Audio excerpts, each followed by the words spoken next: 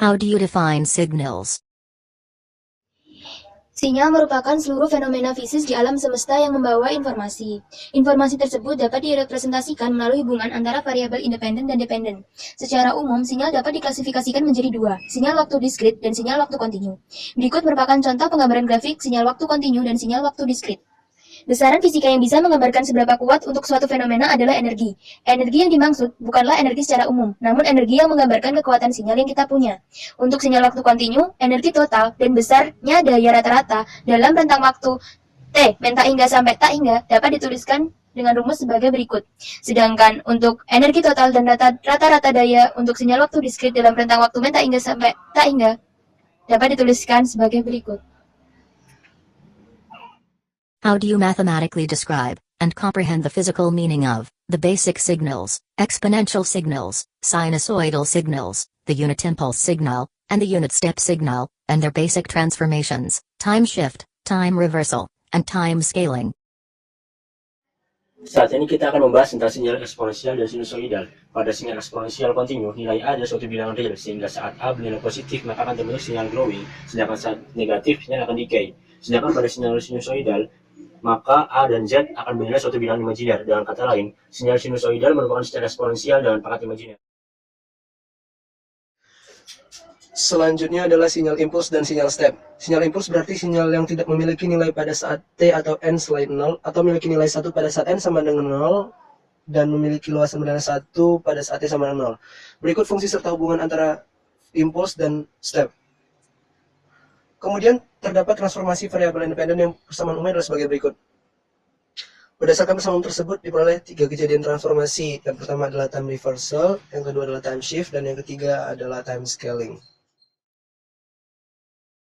How do you use the method of convolution, where we describe signals as sums of time-delayed and weighted impulse signals, to predict the response of discrete and continuous linear time invariant systems to an arbitrary input signal? Sistem LTI adalah sistem yang linear dan tidak berubah terhadap waktu. Salah satu metode yang digunakan untuk mengetahui nilai output adalah dengan teknik konvolusi. Apabila inputan pada sistem adalah sinyal impuls, maka keluarannya adalah respons sinyal impuls. Dan apabila inputan pada sistem adalah sinyal apapun, maka keluarannya adalah respons sinyal masukannya sendiri. Untuk mengetahui keluaran dari sistem LTI, kita dapat memecah sinyal diskrit dan kontinu menjadi deretan sinyal impuls. Berikut persamaan matematis untuk sinyal kontinu, atau yang disebut sebagai integral konvolusi. Dan berikut adalah persamaan untuk sinyal waktu diskrit, atau yang disebut sebagai penjumlahan konvolusi. Dengan demikian, kita bisa dapatkan bentuk sinyal keluaran seperti yang direpresentasikan pada persamaan berikut. Untuk waktu kontinu, dan untuk waktu diskrit. Persamaan di atas adalah representasi dari teknik konvolusi. How do you use the method of Fourier series, where we describe signals as sums of complex exponentials, to analyze discrete and continuous periodic signals? Fourier mengatakan, suatu sinyal periodik apapun dapat direpresentasikan dalam sinyal eksponensial yang periodik. Dalam soal kali ini, kita akan membahas mengenai respons sistem LTI terhadap sinyal eksponensial kompleks terlebih dahulu untuk dapat menjabarkan apa itu deret Fourier. Tanggapan sistem LTI terhadap sinyal eksponensial kompleks dapat direpresentasikan sebagai berikut. Untuk menentukan representasi deret Fourier pada sinyal periodik kontinu, kita gunakan persamaan berikut ini. Jika suatu sistem linear time invariance discrete time diberi masukan berupa sinyal eksponensial discrete time, maka keluaran sistem akan berupa sinyal masukan dikalikan dengan respon impuls sistem dalam domain frekuensi.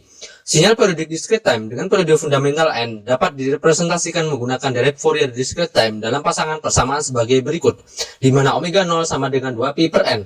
Penjumlahan dilakukan hingga batas n, karena pada sinyal periodik discrete time hanya terdapat sebanyak n bentuk sinyal yang berbeda, dan apabila nilai k digantikan dengan n dikalikan bilangan bulat berapapun, maka akan dihasilkan bentuk sinyal yang identik. How do you use the method of Fourier transform, and its convolution and multiplication properties, to describe the response of systems to aperiodic signals? Dalam transformasi Fourier, terdapat 4 buah persamaan yang dapat kita pakai. Yang pertama adalah persamaan untuk mengubah suatu sinyal dari domain waktu menjadi domain frekuensi atau transformasi Fourier itu sendiri. Persamaan yang kedua adalah inverse transformasi Fourier, yang berfungsi untuk mengubah domain frekuensi menjadi domain waktu. Persamaan yang ketiga adalah sifat konvolusi.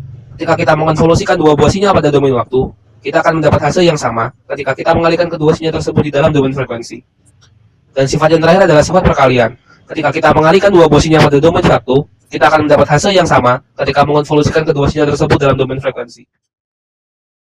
How will you, as an engineer, apply the knowledge you have gained from this course? Untuk pertanyaan nomor 6, kami akan membahas mengenai fitur Active Noise Cancellation. Yahya mengusulkan ide ini karena terinspirasi dari kelas. Setelah itu, ia mencari paper yang berkaitan, dan kami sekelompok sepakat untuk membahas mengenai masalah ini. Idenya adalah, ketika Anda mendengar sebuah musik menggunakan headphone, pasti ada ambient noise atau noise dari lingkungan.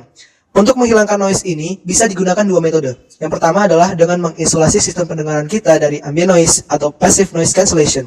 Yang kedua, dan yang kami pakai adalah metode active noise cancellation. Ambient noise diinverskan, kemudian dimainkan bersamaan dengan musik atau lagu yang hendak didengarkan. Inverse ambient noise ini, apabila disuperposisi dengan ambient noise, akan saling menghilangkan, sehingga yang kita dengar hanya tinggal musik atau lagunya saja. Pada paper itu, sang penulis menggunakan sebuah headphone yang dihubungkan ke komputer, dan sebuah mikrofon yang dihubungkan ke rangkaian inverse op-amp. Dari komputer akan dimainkan sebuah gelombang sinusoidal sebagai representasi musik yang biasa kita dengar melalui headphone. Dari op-amp, noise yang sudah di-inverse akan diinjek ke dalam headphone yang dipakai, sehingga keluaran dari headphone adalah gabungan dari gelombang sinusoidal dan inverse noise-nya. Kami mencoba mensimulasikannya dengan menggunakan software Skylab Xcos. Dengan menggunakan random noise generator, sinyal noise berupa kompleks eksponensial akan ditambah fasenya sebesar pi radian. Kemudian, hasil noise yang sudah ditambah fasenya dijumlahkan dengan sinyal noise yang belum diubah fasenya.